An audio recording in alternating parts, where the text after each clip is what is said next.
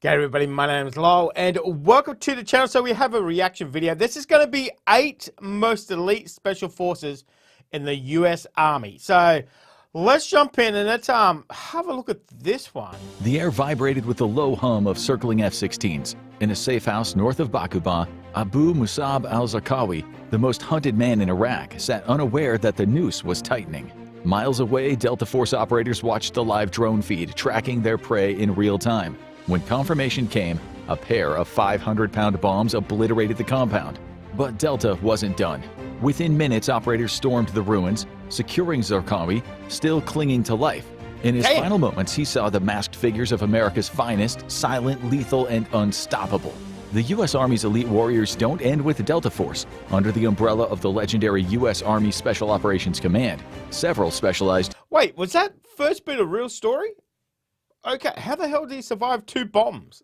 units stand at the forefront of modern warfare.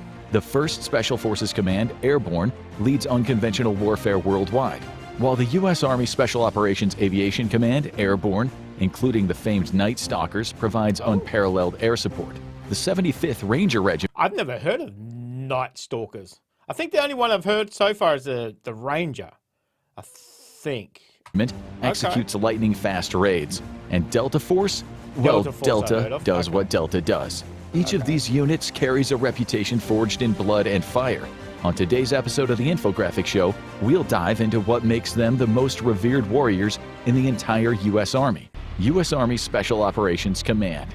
The U.S. Army Special Operations Command, or USASOC, sits at the apex of the Army's most lethal warriors, overseeing every shadowy, high-stakes, behind-enemy lines operator that wears the flag.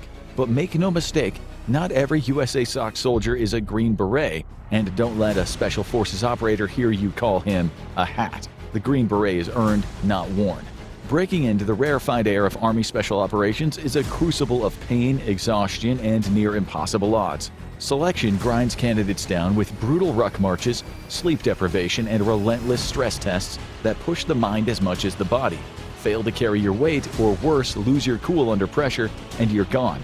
Those who make the cut endure months of grueling training in small unit tactics, sabotage, foreign weapons, and languages. And that's just to join the Brotherhood. The real proving ground comes on the battlefield itself. 1st Special Forces Command, Airborne. Man, that's a lot of stuff just to get into the training. Wow. The village had been quiet for days, too quiet.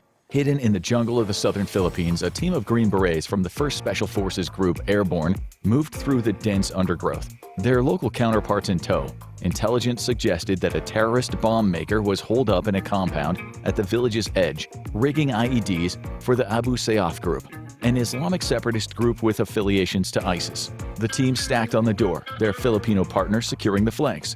The lead soldier knelt, placing a charge against the entryway. In just a few seconds, all hell was about to break loose.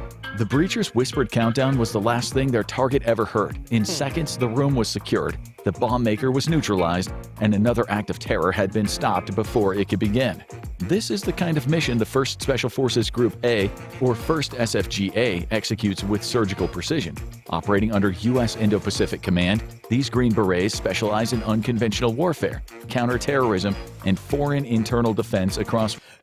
You'll be surprised how much is going on and we don't know anything about it at all. One of the most volatile regions in the world. Yikes. They aren't just warriors, they are force multipliers, training and fighting alongside allied forces to strengthen American influence and eliminate threats before they reach U.S. shores. From the jungles of Southeast Asia to the mountains of Central Asia, their missions shape battlefields long before conventional forces arrive.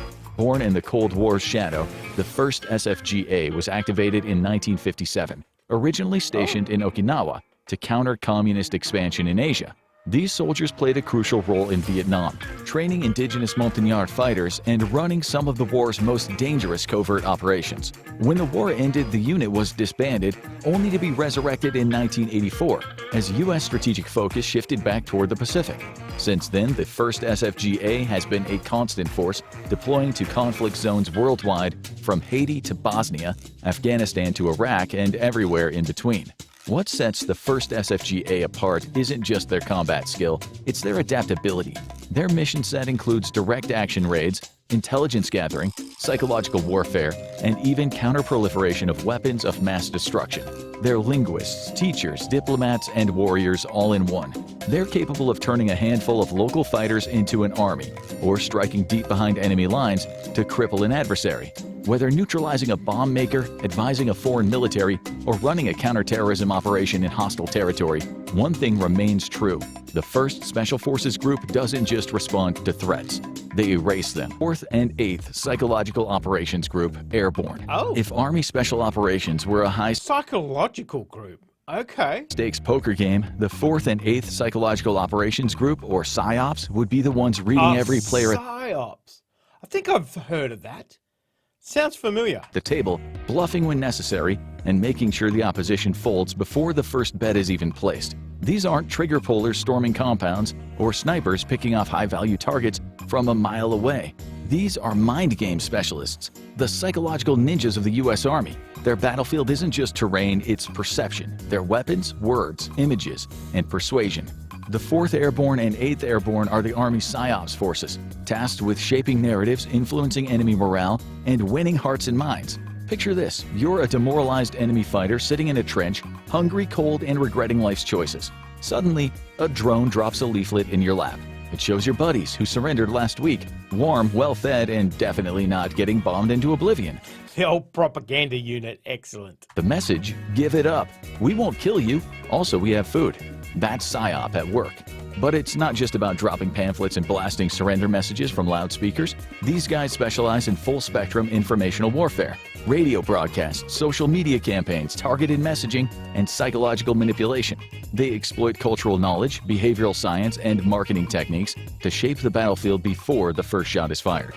Think of them as the Army's shadow marketing agency, except their product is doing what America wants. Headquartered at Fort Liberty, formerly Fort Bragg, these operators specialize in warfare that goes beyond the battlefield. They embed with Special Forces teams, deploy alongside conventional units, and work with U.S. allies to manipulate enemy morale, spread disinformation, and ensure that the war of perception stays firmly in America's favor. Their influence stretches across every major conflict zone, from the streets of Iraq and Afghanistan to counter-terror operations in Africa and Asia. They're also masters of media warfare. During the Gulf War in 1991, the 4th PSYOP Group turned the airwaves and the skies into weapons, using the voice of the Gulf radio network, loudspeakers, and relentless leaflet drops to wage psychological warfare. Their messages were centered around Arab unity, the overwhelming power of Allied air forces, Iraq's growing isolation, and Saddam Hussein's blatant disregard for his own troops. Over 7 weeks, they rained down 29 million leaflets, delivering more than 100 different messages directly into the hands of Iraqi soldiers. An estimated 99% of Iraq's 300,000 troops saw them, proving that in modern warfare, perception is just as powerful as firepower. Meanwhile, the 8th PSYOP Group operates a battalion dedicated to U.S. Southern Command, or SOUTHCOM, specializing in Latin America and the Caribbean. If a coup erupts, an insurgency takes hold, or a cartel war escalates south of the border, chances are 8th PSYOP is already 5 steps ahead, shaping narratives, influencing public perception, and quietly tilting the scales in America's favor. Their Spanish language campaigns range kind of worrying then what is the truth? You know, if they're already 5 steps ahead, kind of shaping what information is getting out, then really what's the truth? You know, what are we to believe then? I don't know if that's a good thing or a bad thing. I don't know. From anti-cartel messaging to countering authoritarian propaganda, ensuring that hostile actors lose support while U.S. allies gain strength. PSYOP operators don't kick in doors. They make sure the doors open on their own. They turn enemies against each other, convince warlords to switch sides, and make sure the U.S. gets the upper hand without firing a shot. Their work is often covert, psychological, and unseen, but it wins wars just as surely as bullets and bombs. They are the Army's mind game masters, the unseen hand shaping conflicts before they explode, and the ones making sure the enemy never knows what's real and what's just a well-crafted illusion. And no, they still don't have their own patch. Maybe next fiscal year. 95th Civil Affairs Brigade, Airborne. If the 95th Civil Affairs Brigade Airborne were a person, they'd be that smooth operator who walks into a hostile room, shakes hands, and somehow gets everyone to work together before they even realize what's happening. These guys are the diplomats in camo, the Army's social engineers specializing in winning wars by winning over people. Their mission? Stabilize regions, build partnerships, and make sure the U.S. forces aren't just seen as the guys with the guns, but as the ones bringing solutions. Whether it's coordinating humanitarian aid in a war zone, brokering alliances with local power brokers, or making sure a U.S. presence doesn't turn into a PR nightmare, the 95th turns chaos into cooperation, all while being ready to jump out of planes and operate in the world's most dangerous places. 528th Sustainment Brigade, Airborne. If Army Special Operations is a high-performance sports car, the 528th Sustainment Brigade, Airborne, is the pit crew that keeps it running at top speed. Except their version of a tune-up involves parachuting into war zones with crates of ammo, medical supplies, and satellite radios. These are the logistics wizards, the ones who ensure that every Green Beret, Ranger, and Night Stalker has what they need, when they need it, no matter where on Earth they may be. Need emergency medical care in the middle of nowhere? The 528th has combat medics who can patch you up, rehab your injuries, and even take care of the war dogs. Need comms in a place where cell towers are a pipe dream? Their signal teams make sure the most elite troops in the world can call for airstrikes, coordinate missions, and, when necessary, order more coffee. Without the 528th, the entire Army Special Operations machine grinds to a halt. U.S. Army Special Operations Aviation Command. The Night Stalker. There's so many of them. And so, I've never heard of any of them, apart from a couple of that said. But you can understand why they would break it into little parcels, you know, so obviously there's more concentration in that unit. So, very interesting so far. Officially known as the 160th Special Operations Aviation Regiment, Airborne, are the shadow warriors of the U.S. Army. These aviators and their aircraft are masters of the night, flying at breakneck speeds, skimming treetops, and navigating mountainous terrain, all under the cover of darkness. Their mission is to deliver elite ground forces into the heart of danger, extract them when the job is done, and then rain hellfire on anything standing in the way. In the world of special operations, the phrase plus or minus 30 seconds isn't just a benchmark, it's gospel. Night Stalkers hit their time on target window with a level of precision that borders on the supernatural. And when the stakes are life and death, as they were during the Battle of Mogadishu or the raid to kill Osama bin Laden, every second matters. The origins of the 160th SOAR can be traced to the ashes of failure. Their 1980 Desert One debacle, an ill-fated attempt to rescue American hostages in Iran, exposed glaring weaknesses in the U.S. military's ability to execute complex special operations. The Holloway Commission, formed in the aftermath, recommended sweeping changes, including the creation of a dedicated Special Operations Aviation Unit. Enter Task Force 160, drawn from the 101st Airborne Division's aviation elements. This new unit began intensive training in night flying. By 1981, it was officially designated as the 160th Aviation Battalion, and its pilots became the Army's premier night fighters. The nickname Night Stalkers came naturally. They owned the darkness. Their first combat mission, 1983's Operation Urgent Fury in Grenada, was a baptism by fire. Tasked with inserting Rangers to secure a key airfield, the Night Stalkers proved their mettle under heavy enemy fire. It was the beginning of a legacy that would see them deployed in nearly every major U.S. military operation since. The 160th SOAR's most famous mission took place on the night of May 1, 2011. Two modified Blackhawks flown by Night Stalker pilots carried SEAL Team 6 to a compound in Abbottabad, Pakistan. That was Osama bin Laden, wasn't it? Yes. Okay. The target, Osama bin Laden. Yeah. Despite a crash landing during the operation, the Night Stalkers' meticulous planning and split-second decision-making ensured mission success. Bin Laden was eliminated, and the SEALs were extracted without further incident. 75th Ranger Regiment. Even if you don't... I've obviously have heard of them. SEAL Team 6 I have.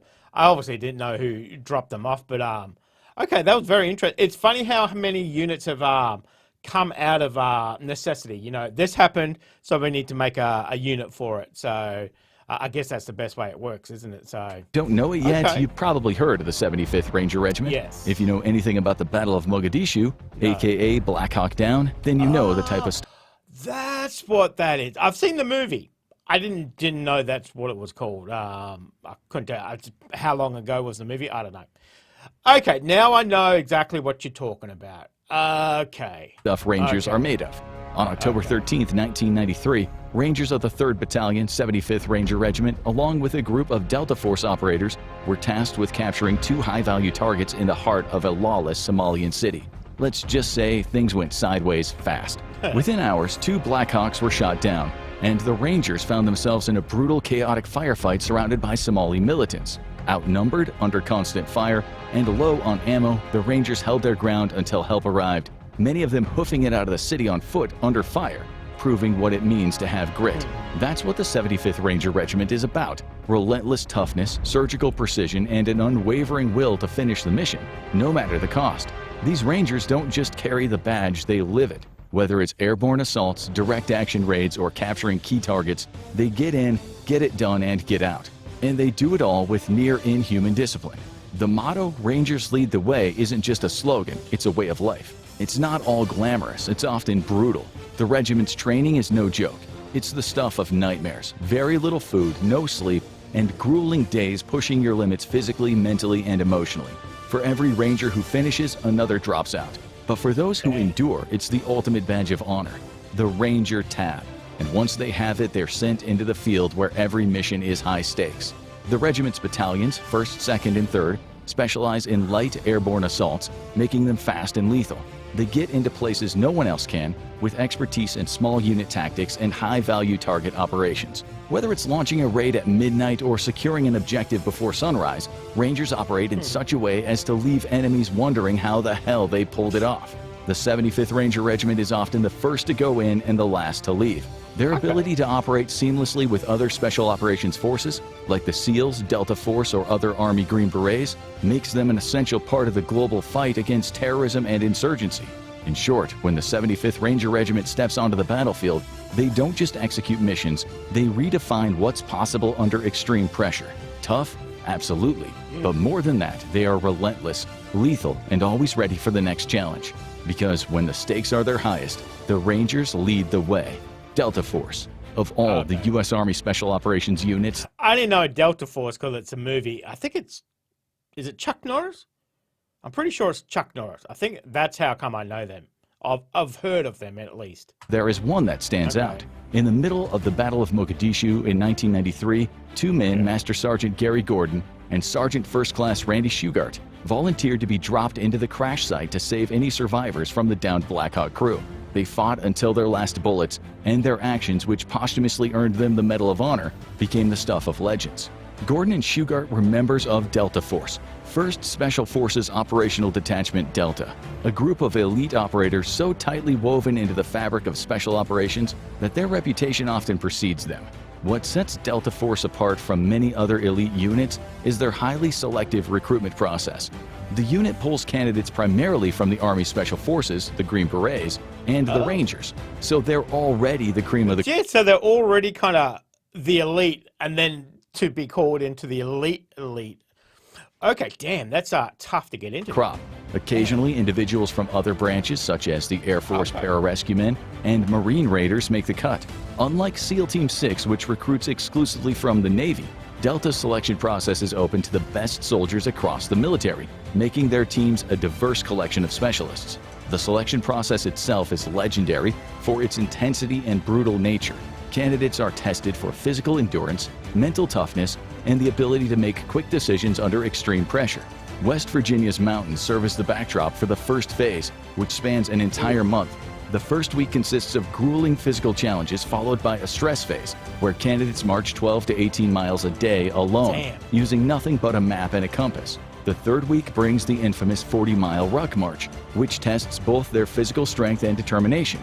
After surviving these challenges, candidates face the Commander's Board, a critical assessment by Delta Force's top brass. Only about 10% of those who start the process make it to the end.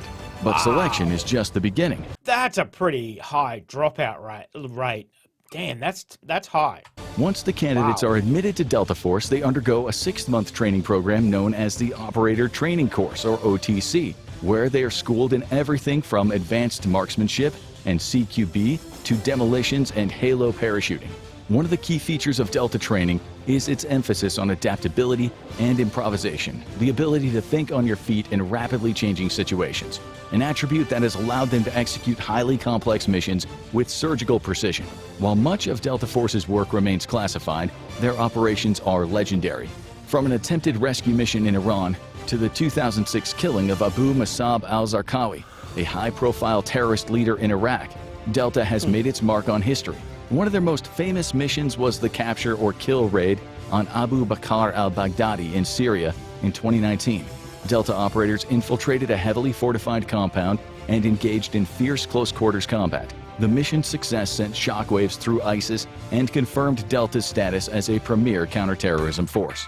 Which of these elite U.S. Army units are the most essential to modern warfare? Let us know in the comments below. Now go check out why U.S. enemies are scared of ghosts, elite special forces, or click on this video instead. Okay, so covering a lot, as I said there, you know, everything from that propaganda, you know, dropping leaflets and telling them, you know, this is happening and that's happening, and then that unit that's kind of shaping what information is getting out and what we kind of hear and, you know, have available to us, to everything to, you know, Delta, where they're not just elite, but they're taken from the elite. So, you know, it covers everything. Obviously, the training is going to be, you know, pretty strict. It's hard to get into, and they don't just let anybody in. Damn, I'd never, as I said, I think I've heard of Rangers, and I think I've heard of Delta. I don't think I've heard of Night Stalkers, but not Night Stalkers. What was the other one? I don't know. I can't remember. There's so many of them. But some I've heard of, some I've never heard of before. That was very interesting. Very interesting. There's a lot going on, and that's just the army, you know. So that's crazy. That is crazy. I never knew anything about that. I never. I mean, you hear these terms in movies, and it means nothing, you know. So Delta Force, oh yeah, good, excellent, whatever.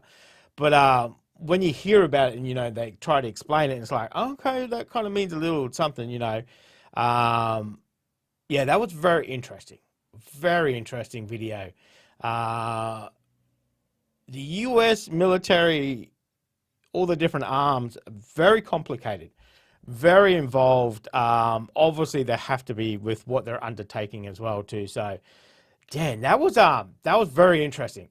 That was very interesting. So, if you want more videos like this, let me know in the comment section, guys. Thank you very much for joining us today. Make sure you stay safe, and I will definitely see you in the next reaction video. Oh, you're still here? You want more content? Why don't you check out my Patreon down here? You'll get plenty more content and some exclusive videos over there too. If not, why not check out this one over here?